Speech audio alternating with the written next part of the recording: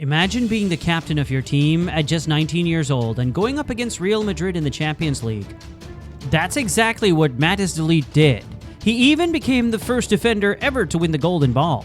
But since leaving Ajax, it's like the world has forgotten about him. He's only 24 and there's some scary truth about de Ligt that nobody is noticing. Rewind 5 years ago, and if Matthijs de Ligt had joined Manchester United, it would have been one of the biggest transfer steals in world football. But nope. The then 19-year-old Ajax captain chose Juventus, leaving United to lick their wounds. Fast forward to today, and guess what? De Ligt might finally be heading to Old Trafford. Now, when you search de Ligt's name, one thing jumps out. He's only 24. This dude has been a big name in European football for 5 years, and he's still younger than stars like Kylian Mbappe and Marcus Rashford. But here's the thing. Since leaving Ajax, he hasn't quite shown the same magic at Juventus and Bayern. Back at Ajax, he was the next big thing in defense, but now he feels like a player from the past.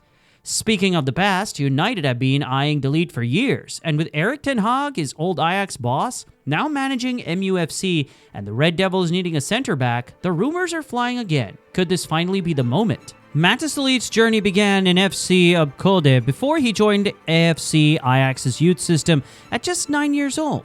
His rise through the ranks was swift, and he made his debut for Ajax's first team in September 2016 at just 17 years old. It was an extraordinary achievement for such a young player, and it marked the beginning of his journey to become a world-class defender. De Ligt's performances at Ajax attracted attention from top clubs across Europe, and he became one of the most sought-after young talents in the football world. In February 2019, at just 19 years old, he also became the youngest ever captain in a Champions League knockout game. De Ligt's leadership skills were further showcased in the 2018-19 season when Ajax reached the semifinals of the UEFA Champions League. With De Ligt leading the defense, Ajax defeated some of Europe's top clubs, including Real Madrid and Juventus, in an impressive run that captured the attention of the football world. Although Ajax fell short of lifting the trophy, De Ligt's performances in April of 2019 garnered praise and put him in the spotlight as one of the best young defenders in the game, catching the eyes of giants like Barcelona and Manchester United. But in the end, he chose Juventus, who splashed out 85 million euros, including add-ons to secure his services. So what went wrong at Juve? In his farewell statement to Ajax, de Ligt said, "Many of my idols from the past are also Italians, such as Maldini, Baresi, Nesta, Cannavaro, and Scirea. But when you talk about defenders, then you soon talk about those names. I actually fell in love with the Italian way of defending, and I made a choice based on that." De Ligt did become a Serie A winner during his time at Juventus, also picking up Coppa Italia and Supercoppa Italiana medals, but he never came close to emulating any of his idols. Then Bianconeri boss Maurizio Sarri put de Ligt straight into the starting 11 after Giorgio Chiellini was sidelined with an ACL injury. But de Ligt's first few months in Turin were rough, marked by a series of individual mistakes. Mehdi Demiral took his spot in the team for a while, and although de Ligt managed to regain Sarri's favor as Juve limped to the 2020-21 Scudetto largely thanks to Cristiano Ronaldo's 29 goals, he didn't do enough to justify his hefty price tag. His fortunes didn't improve much after Massimiliano Allegri returned to the club, which marked the start of a frustrating transitional period for Juve. De Ligt did start to perform more consistently but still faced regular criticism for his clumsiness on the ball and lack of pace on the turn. The Bianconeri slumped to back-to-back fourth-place finishes in the Serie A. Incredibly, Juve managed to recoup most of their initial investment in de Ligt. Bayern snapped up the center-back for 67 million euros in July 2022, handing him a 5-year contract. De Ligt seemed to land on his feet, ready with plenty of excuses for his failed stint in Turin. "I was captain at Ajax and felt like I had to lead this team," he said in an interview with ESPN. Of course, if you then go to a team that has such legends in defense and in goal, for a guy of 19, it might be a bit difficult at first to express yourself in the way you actually could. In a way, I was less myself. So much for being in love with the Italian way. Still, Bayern felt that the Bundesliga was the ideal place for de Ligt to unlock his true potential, and initially they were proven right. Bayern clinched a record-extending 11th successive league title, and de Ligt made the Bundesliga Team of the Season as a reward for his impressive performances. However, the club's harsh decision to axe Julian Nagelsmann with just 2 months of the campaign remaining had big implications for de Ligt's standing in the squad. Plain and simple, Nagelsmann's successor, Thomas Tuchel, didn't have the same faith in De Ligt. Bayern signed Kim Min-jae last summer and then Eric Dier in January as Tuchel prioritized bolstering his defensive options, and De Ligt saw his minutes significantly reduced. Bad luck with injuries played a part, and while De Ligt did finish the 2023-24 season strongly, Bayern ultimately endured their first trophyless campaign in 12 years. Tuchel paid the price with his job, and now Vincent Kompany has been brought in to kickstart a new era, which apparently will not include De Ligt.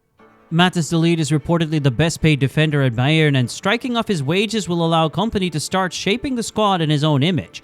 Bayern Leverkusen's Jonathan Tah is said to be Bayern's first-choice replacement for De Ligt, while they are also close to sealing deals for highly rated Crystal Palace winger Michael Olise and Paris Saint-Germain's Xavi Simons, who's shown on loan at RB Leipzig last term. Selling De Ligt will be crucial to help balance the books. Enter United.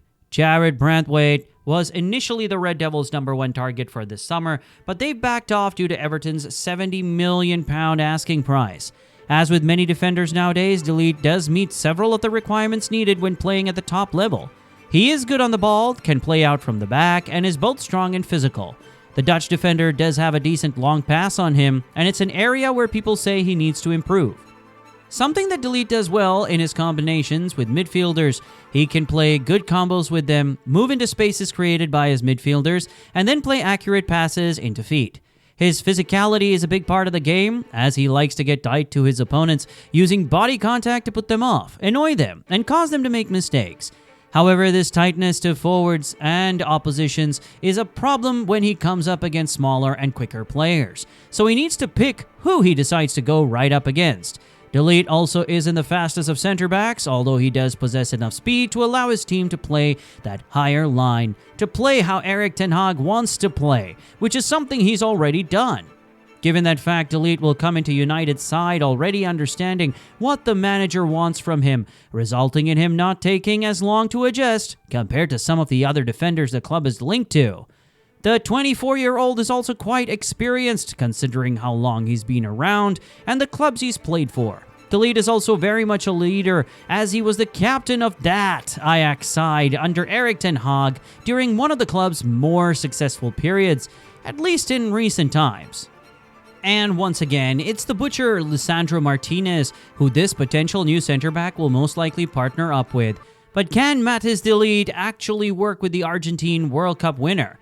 First thing I look at is whether the new defender is quick. As we know, the butcher isn't the fastest when it comes to pace, so we need at least one of the center-backs to be quick. While he's no slouch, De Ligt isn't the fastest either, and that's definitely an area where he could be found out.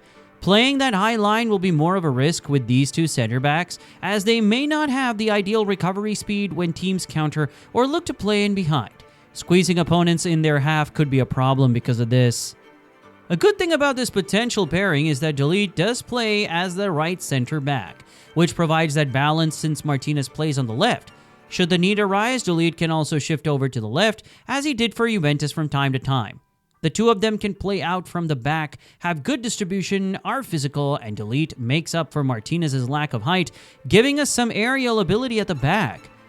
The two do have the potential to work together, although not without their issues. What do you guys think? Could this duo be the solid partnership United needs, or is it too risky? One look at Ten Hag's recruitment record at United should be enough to leave fans with huge concerns. Ten Hag has made a habit of signing players he's worked with in the past, with largely disastrous results.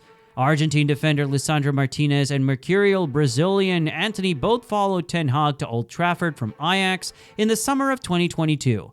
United also signed Christian Eriksen on a free transfer, with the Dane having trained under Ten Hag in Amsterdam after his cardiac arrest at Euro 2020.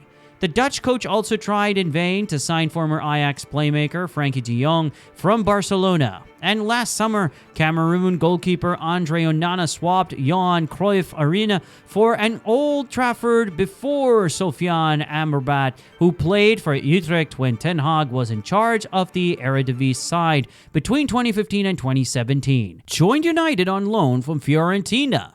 Of all these new additions, Martinez is the only one who can be considered a success. De Ligt hasn't progressed to the next level in the last 5 years, despite playing alongside some of the best players in the world. At United, he won't have that luxury. He will also see his performances analyzed in greater detail than ever before, and it remains to be seen if he has the mental strength to deal with that. The pressure at United is intense, and every mistake will be scrutinized. Can De Ligt handle the heat and finally reach his potential, or will he crumble under the spotlight? What do you guys think? Drop your thoughts in the comments below. De Ligt is still 24, but these 5 Golden Ball winners had even worse careers. Watch it now.